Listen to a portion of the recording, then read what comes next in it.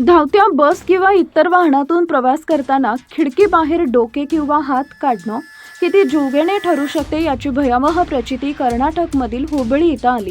गुटखा थुंकण्यासाठी बसच्या खिडकीतून डोके बाहेर काढणाऱ्या 17 वर्षीय विद्यार्थ्यांचा मागून आलेल्या टिप्परच्या धडकेत अत्यंत दुर्दैवी मृत्यू झाला। ही घटना धारवाड जिल्ह्यातील कुंदगोळ शहराबाहेर बुधवारी दुपारी सुमारे 4 वाजेच्या सुमारास घडली। या अपघातात पक्कीरेश वय वर्ष 17 राहणार शिरूर तालुका कुंदगोळ या विद्यार्थ्याचा मृत्यू झाला। मिळालेल्या माहितीनुसार पक्कीरेश हा हुबळी येथील ITI मध्ये शिक्षण घेत होता।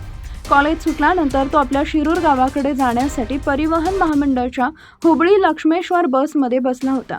बसच्या मागील बाजूच्या सीटवर बसलेल्या पक्कीरेशनं प्रवासादरम्यान गुटखा थुंकण्यासाठी खिडकीतून डोके बाहेर काढले।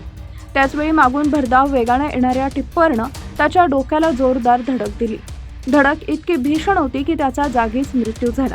या भीषण अपघातामुळे बसमधील प्रवासी तसेच परिसरातील नागरिक हादरून गेले।